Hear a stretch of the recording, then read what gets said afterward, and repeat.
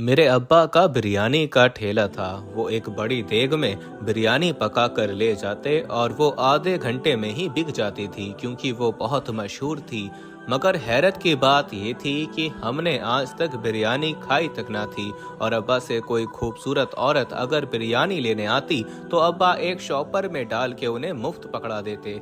और जब बची हुई बिरयानी घर लेकर आते तो अम्मा को सख्ती से मना कर देते कि ख्याल करना कोई घर की लड़की ये चावल ना खा ले। एक रात बहुत भूख से आंख खुली तो फ्रिज से निकालकर मैंने बिरयानी खा ली, लेकिन अगले लम्हे ही मैं जमीन पर गिरकर बेहोश हो गई। और जब आंख खुली तो ये देखकर रूह फना हो गई कि मैं तो। दोस्तों, आगे क्या हुआ ये दिलचस्प कहानी सुनने के लिए हमारे साथ आखिर तक जुड़े रहिएगा। और जल्दी से कंफर्म कर लें कि आपने हमारा चैनल इस्लामी अखलाक सब्सक्राइब कर रखा है। अगर नहीं किया तो अभी हमारा चैनल सब्सक्राइब करते हुए बेल आइकन को क्लिक कर दें ताकि हमारी मज़ीद दिलचस्प वीडियो आप तक बर वक्त पहुंचती रहे। तो आइए आगे बढ़ते हैं। मेरा ताल्लुक एक मिडिल क्लास फैमिली से था। मेरे अब्बा का बिरयानी का ठेला था। अब्बा रोजाना सुबह बड़ी सी देग में बिरयानी पकाकर एक रेहड़ी पर रख कर ले जाते थे और ज्यादातर एक आध घंटे बाद अब्बा की वापसी हो जाती, क्योंकि अब्बा की बिरयानी आधे घंटे में ही बिक जाती थी। क्योंकि ये बिरयानी बहुत मशहूर थी और इसके जायके की धूम दूर दूर तक थी। मैंने शुरू से ही अब्बा का ये मामूल देखा हुआ था कि वो सुबह सुबह एक देग में पकाते और फिर उसे रेहड़ी पर रखकर ले जाते। मैंने कभी इस चीज पर गौर नहीं किया था क्योंकि ये सब कुछ मैं बचपन से देखती रही थी। एक दिन जब मैं कॉलेज से वापस घर गई तो घर में खाना नहीं पका था। मैंने अम्मा से कहा, खाना नहीं है तो मुझे बिरयानी ही डाल दें, मुझे बहुत भूख लगी है।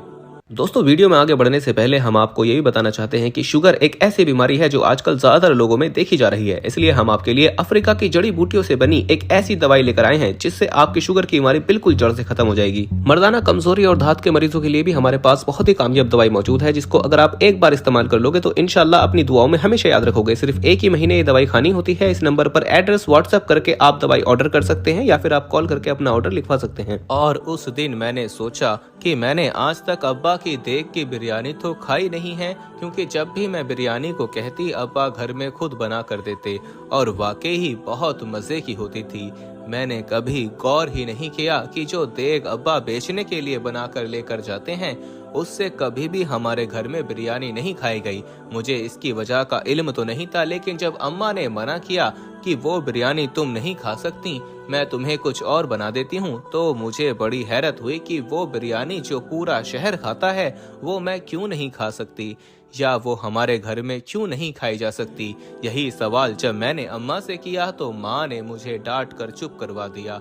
मुझे डांटते हुए कहा कि वो तो ठंडी हो गई है, बासी हो गई है, तुम रहने दो, मैं तुम्हें ताज़ा कुछ बना देती हूँ। उस वक्त तो मैं खामोश हो गई, लेकिन अब मुझे तजस्सुस होने लगा कि बिरयानी में ऐसा क्या है जो घर में नहीं खाई जा सकती। क्या मेरे माँ बाप मुझसे कुछ छुपा रहे हैं? क्या कुछ ऐसा है जो कि मुझे मालूम नहीं है? इस तरह के बहुत से सवाल मुझे तंग करने लगे और मैंने उनके जवाब हासिल करने का फैसला कर लिया। इसके बाद से मैंने अब्बा पर नजर रखना शुरू कर दी, लेकिन हमेशा मेरे जागने से पहले अब्बा देग पका चुके होते, या जिस दिन दोपहर को उन्होंने जाना होता तो मेरे कॉलेज जाने के बाद पकाना शुरू करते। और मुझे भी समझ न आई कि इस बिरयानी में ऐसा क्या होता है, क्योंकि मेरे सामने वो देगे पकाई ही नहीं गई थी। एक दिन अब्बा ने दोपहर में बिरयानी लेकर जानी थी। मेरे कॉलेज जाने के बाद अब्बा ने बिरयानी पकाई और हमेशा की तरह रेहड़ी पर रखकर उसे ले गए। उसी दिन मुझे कॉलेज से जल्दी छुट्टी हो गई तो मैंने जल्दी से अपने दोस्त का बुर्का पहन लिया और अब्बा की रेहड़ी के पास जाकर खड़ी हो गई। मैं देखना चाहती थी इस बिरयानी में ऐसा क्या है जो कि मुझसे छुपाया जा रहा है। अब्बा की रेहड़ी के पास बहुत ज्यादा भीड़ थी, लोग लाइनें लगाकर बिरयानी ले रहे थे। इतने में मैंने देखा कि एक खूबसूरत औरत आई और उसने आकर अब्बा से कुछ कहा और अब्बा ने खामोशी से एक शॉपर में बिरयानी डालकर उसे पकड़ा दी और वो औरत पैसे दिए बगैर चली गई। मुझे बड़ी हैरत हुई कि ये कौन औरत थी और अब्बा ने इससे पैसे भी नहीं लिए। आखिर इसके पीछे क्या राज है? अब तो मुझे उस औरत का राज भी मालूम करना था। मैं अभी यही सोच रही थी कि एक और औरत आई और अब्बा ने उसे भी बिरयानी डालकर शॉपर पकड़ा दिया और उससे भी पैसे नहीं लिए। मुझे लगा कि जो भी खूबसूरत औरत आती है अब्बा उसे मुफ्त में बिरयानी दे देते हैं। मुझे अब अपने अब्बा पर गुस्सा आने लगा कि घर में जवान बेटी है और ये बाहर खूबसूरत औरतों को देखकर उन्हें मुफ्त बिरयानी खिला रहे हैं, और बिरयानी भी ऐसी कि जिसको अपने घर की औरतों को खाने नहीं दिया जाता। ये सब क्या राज था? क्या वाकई मेरा बाप एक बुरा किरदार का इंसान था, या फिर ये बिरयानी कोई खास थी जिसमें कुछ शामिल किया जाता है? क्या मेरी अम्मा भी इन सब में शामिल थीं? मेरे अंदर का फितरी तजस्सुस जाग गया था और मुझे अब इन सब के बारे में मालूम करना था। दिन गुजरते गए और अभी तक मुझे इस राज का कोई सुराग नहीं मिला था। अब तो ये रोज होने लगा था कि अब्बा बची हुई बिरयानी घर नहीं लेकर आते थे, इसलिए मैं उसे खाकर भी कोई अंदाजा नहीं लगा सकती थी। और अब्बा के ठेले पर मैं रोज रोज नहीं जा सकती थी क्योंकि मेरे बोलते ही अब्बा पहचान लेते। रोज रोज कॉलेज से निकलना भी मुमकिन नहीं था। लेकिन जब भी मैं अब्बा के ठेले पर गई तो मैंने उन 2-3 औरतों को देखा जिनको अब्बा मुफ्त में बिरयानी पकड़ा देते थे। मगर हैरत की बात ये थी कि अब्बा ने वो बिरयानी पहले से डालकर शॉपर बनाकर रखे होते थे। मतलब कि अब्बा को मालूम था कि वो औरतें जरूर आएंगी और अब्बा एक मुस्कुराहट के साथ उनको वो शॉपर पकड़ा देते। मुझे इंतहाई गुस्सा आता इस मंजर को देखकर। आखिरकार एक दिन मैंने एक औरत का पीछा करने का फैसला किया और दबे पांव उस औरत के पीछे चल दी। मैंने देखा कि वो औरत एक बहुत बड़ी कोठी में दाखिल हो गई है और इतनी आलीशान कोठी देखने के बाद मुझे हैरत होने लगी कि अब्बा का इस औरत के साथ क्या ताल्लुक हो सकता है कि ये औरत सिर्फ अब्बा की बिरयानी लेने के लिए इतनी दूर आती है। मैं वापस घर आ गई और ऐसी ही मजाक में वालिदा से सवाल किया कि क्या अब्बा का किसी से कोई ताल्लुक है, तो अम्मा ने मुझे सख्ती से टोक दिया कि अपने बाप के बारे में ऐसा नहीं सोचते। अब मैं सोच रही थी कि माँ को बता दूं कि अब्बा ऐसा करते हैं, लेकिन मुझे समझ नहीं आई कि मेरे पास तो कोई सबूत भी नहीं था। और फिर एक दिन अब्बा शाम को तैयार होकर कहीं जाने लगे तो मैंने पूछा कि आप कहाँ जा रहे हैं? अब्बा ने कहा कि वो अपने दोस्त से मिलने को जा रहे हैं। मैंने पूछा कि किस तरफ जाना है आपको? मुझे भी अपने दोस्त की तरफ जाना था, तो मुझे साथ ले जाएं। तो अब्बा ने जिस इलाके का नाम लिया वो सुनकर मेरे पाँव के नीचे से जमीन निकल गई, क्योंकि अब्बा ने उसी इलाके का नाम बताया जहाँ पर उस औरत का घर था जिसका मैंने पीछा किया था। अब तो शक की गुंजाइश ही नहीं रही थी कि अब्बा का उस औरत से कोई ताल्लुक है। मेरा दिल किया कि अब्बा को झिंझोड़ कर कहूँ कि इस उम्र में औरत से ताल्लुक रखते हैं, लेकिन मैं खामोश रही और अब्बा उस औरत से मिलने चले गए। मुझे अब्बा की हरकतें दिन ब दिन अलग लगने लगीं और अब्बा से मेरी नफरत में इजाफा होने लगा, जो घर में जवान बेटी के होते हुए बाहर औरतों से ताल्लुक बनाते हैं। और फिर मेरी अम्मा को क्यों पता नहीं चलता कि वो कहाँ जाते हैं? औरत तो मर्द की नजर देख लेती है, तो क्या मेरी अम्मा को मालूम नहीं होता कि मेरे अब्बा ने बाहर औरतों से ताल्लुक बना रखा है? और मुझे हैरत तो उस औरत पर भी होती जो कि इतनी दूर से सिर्फ बिरयानी लेने के लिए अब्बा के पास आती थी और एक बिरयानी की प्लेट के लिए अब्बा से ताल्लुक रखा हुआ था। और सिर्फ वही औरत क्या, दूसरी औरतों के भी तो मेरे अब्बा के साथ ताल्लुकात थे। मुझे अब्बा पर शदीद गुस्सा आता कि मैं बचपन से ना जाने कितनी छोटी छोटी ख्वाहिशात को यही समझकर खत्म करती रही कि मेरे अब्बा गरीब हैं, ये कैसे पूरी करेंगे। उधर मेरा अब्बा बिरयानी भी औरतों पर मुफ्त पर लुटाता है, जो हमारा कमाई का वाहिद जरिया है। ये सिलसिला चलता रहा और जब कभी अब्बा बची हुई बिरयानी घर लेकर आते तो अम्मा उसे फ्रिज में रखकर ताला लगा देती ताकि मैं ना खा सकूं, और ना ही अम्मा खुद खाती। अब तो मुझे जिद हो गई थी कि मैंने बिरयानी जरूर खानी है। एक दिन अपनी एक दोस्त को कहा कि उस जगह की बिरयानी बहुत मशहूर है तो मेरे लिए ले आना।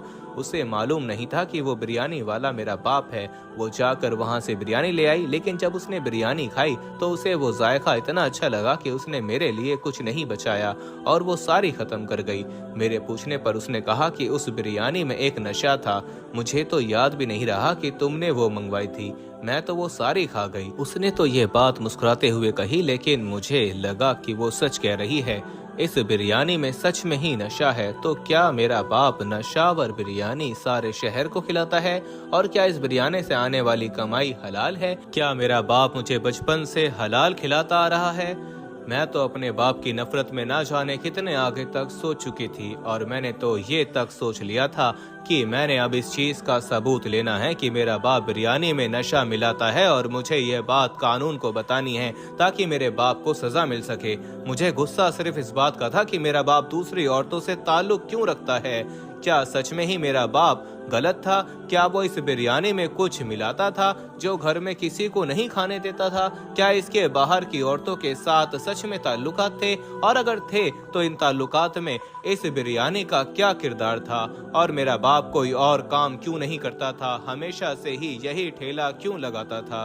एक दिन सुबह बची हुई कुछ बिरयानी घर लेकर आए और हमेशा की तरह अब्बा ने फ्रिज में रखकर ताला लगा दिया। रात को भूख से मेरी आंख खुली तो मैंने देखा कि फ्रिज का ताला खुला हुआ था। मैंने फौरन से बिरयानी प्लेट में निकाली और गर्म करके खाने लगी। सच बात यह है कि वो बिरयानी बहुत ही मजे की थी और मुझे मालूम भी न हुआ कि कब मैं पूरी प्लेट खाली कर गई। खाना खाने के बाद मैं उठी ही थी कि मुझे चक्कर आने लगे और किचन के दरवाजे तक पहुंचते पहुंचते मैं गिर गई और बेहोश हो गई। जब दोबारा मेरी आंख खुली तो मैं अस्पताल में थी और अम्मा मेरे पास थी। मैंने अम्मी से पूछा कि मुझे क्या हुआ था, तो अम्मा ने कहा कि तुम किचन के दरवाजे में बेहोश पड़ी थी और हम तुम्हें अस्पताल ले आए हैं। मैंने कहा कि डॉक्टर ने क्या कहा है, मुझे क्या हुआ है? तो अम्मा ने कहा कि डॉक्टर कहते हैं तुमने कोई दवाई खा ली है जिससे तुम बेहोश हो गई हो। मैंने उनको कहा कि मैंने तो सिर्फ बिरयानी खाई है, जिस पर अम्मा ने मुझे डांटा। जब मैंने मना किया था तो फिर वो बिरयानी तुमने क्यों खाई? मैंने अम्मा से कहा वो बिरयानी पूरा शहर खा सकता है तो मैं क्यों नहीं खा सकती हूँ? और अगर वो दवाई बिरयानी में थी तो इसका मतलब है कि अब्बा पूरे शहर को बिरयानी दवाई वाली खिला रहे हैं। अब तो मैं ये बात सबको बता कर रहूंगी। इस बात पर मुझे अम्मा ने और भी सख्ती से डांटा और कहा कि मैं अपने बाप पर शक कर रही हूँ और वो बाप जिसने मुझे पाल पोस कर जवान किया है और उसी की बिरयानी की कमाई हमेशा मुझे खिलाई है और मेरी हर जरूरत पूरी की है, और मैं आज उस बाप की कमाई के जरिए पर शक कर रही हूँ और ये कि इस बिरयानी में कुछ भी नहीं था। तुमने ही जरूर कोई दवाई ली है और अगर ये बात किसी को पता चली तो तुम पर खुदकुशी का केस बन सकता है।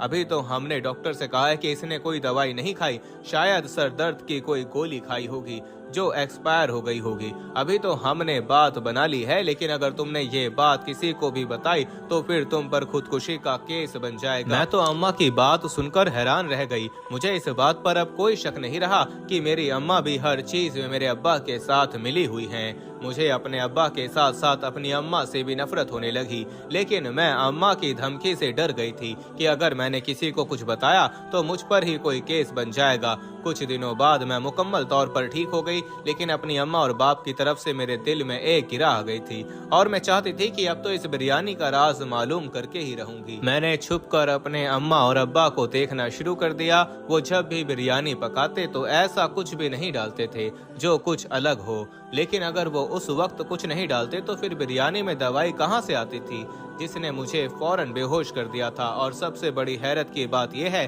कि मैं तो बिरयानी खाते ही बेहोश हो गई थी, तो क्या बाकी लोगों को कुछ नहीं होता? और अगर लोगों को कुछ होता है तो वो रोजाना क्यों बिरयानी लेने आते हैं? ऐसे बहुत से सवालात थे जिनके जवाब मुझे नहीं मिल रहे थे। मैंने आखिरकार उस औरत से मिलने का फैसला कर लिया, क्योंकि उसका घर मैंने देखा था। एक दिन मैं अपने दोस्त के घर का बहाना करके उस औरत के घर चली गई। बैल देने पर एक मुलाजिम ने दरवाजा खोला। मुझे तो यह भी मालूम नहीं था कि उस औरत का नाम क्या था, इसलिए मैंने कहा कि मुझे इस घर की मालकिन से मिलना है। मुलाजिम ने मुझे एक कमरे बिठा दिया और मालकिन को बुलाने चला गया। अब मुझे घबराहट होने लगी कि अगर उस औरत ने पूछ लिया कि तुम कौन हो और उसने अगर ये बात ना मानी कि वो उसकी बिरयानी लेकर आती हैं तो क्या होगा। मैं अभी यही सोच रही थी कि एक मॉडर्न सी औरत कमरे में दाखिल हुई और मुझसे हैरत से सवाल करने लगी कि मैं कौन हूँ और उससे क्यों मिलना चाहती हूँ। मैं तो उस औरत को देखकर हैरान थी कि वो औरत तो वो नहीं थी जो अब्बा से बिरयानी लेकर आती है, ये तो कोई और ही औरत थी। अब मुझे समझ नहीं आ रही थी कि मैं इस औरत को क्या कहूँ, क्योंकि मैंने उस औरत को इसी घर में दाखिल होते देखा था और इस बात पर मुझे कोई शक नहीं था, ये तो कोई और थी और इसको क्या बोलूं। मैंने उसे सच बताने का फैसला कर लिया। मैंने उसे कहा कि मैंने इस घर में एक औरत को दाखिल होते देखा था जो कि बिरयानी लेकर आ रही थी, मुझे उस औरत से मिलना है। उस औरत ने कहा कि वो तो हमारी मुलाजमा है। मैंने कहा कि मुझे उससे मिलना है। उसने मुझसे कोई और सवाल नहीं किया और ना ही मैंने कोई जवाब दिया।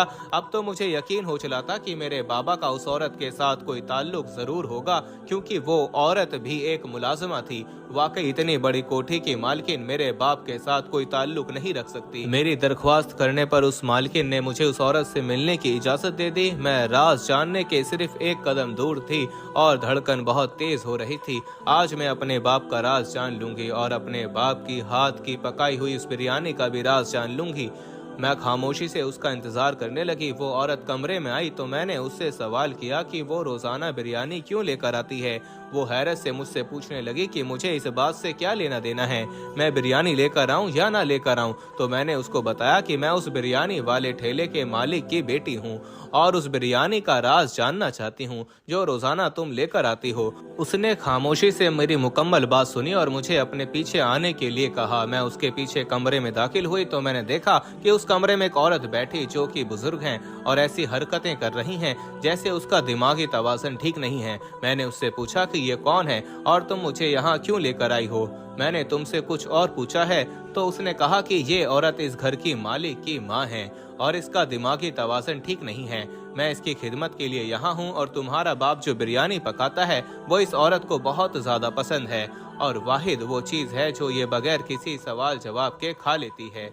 इसके अलावा ये औरत दवाई तक नहीं लेती, इसलिए मैं रोजाना तुम्हारे बाप से बिरयानी लेकर आती हूँ और इसी बिरयानी में दवाई डालकर इस औरत को खिला देती हूँ। और तुम कह रही हो कि मेरा बाप तुमसे मिलने क्यों आता है, तो तुम्हारा बाप इस औरत को देखने आता है और मेरे से दवाई लेकर जाता है जो कि वो गरम गरम बिरयानी में डालकर मस्त कर देता है, जिससे उसका जायका खत्म हो जाता है और मैं वो बिरयानी लेकर इस बुजुर्ग औरत को खिला देती हूँ। और रोजाना पैसे देने की जहाँ तक बात है तो मैं रोज बिरयानी लेकर आती हूँ, इसलिए महीने बाद ही पैसे देती हूँ। तुम इतने अजीम बाप की बेटी होकर अपने बाबा पर शक कर रही हो कि तुम्हारा बाप गलत है या वो नशा डालकर लोगों को खिला रहा है।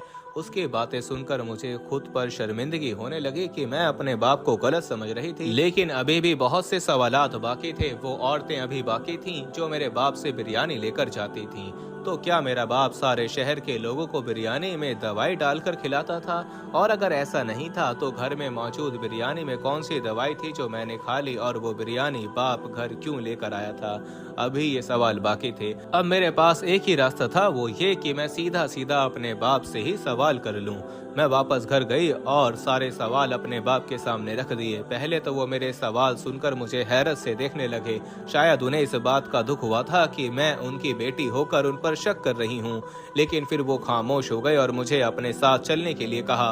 मैं खामोशी से उनके पीछे चलने लगी। फिर वो मुझे एक ओल्ड होम में लेकर गए और जब मैं उस ओल्ड होम की मालकिन के कमरे में दाखिल हुई तो मुझे झटका लगा, क्योंकि ये तो वही औरत थी जो मेरे बाप से रोजाना बिरयानी लेकर जाती थी। और उसने भी तकरीबन वही बात की कि इसके ओल्ड होम में कुछ बुजुर्ग ऐसे हैं जो कि खाना नहीं खाते और वो भी इस बिरयानी में ही दवाई डालकर इन बुजुर्गों को खिला देती है और इनका भी रोजाना का खाता है, इसलिए वो भी रोज पैसे नहीं देती।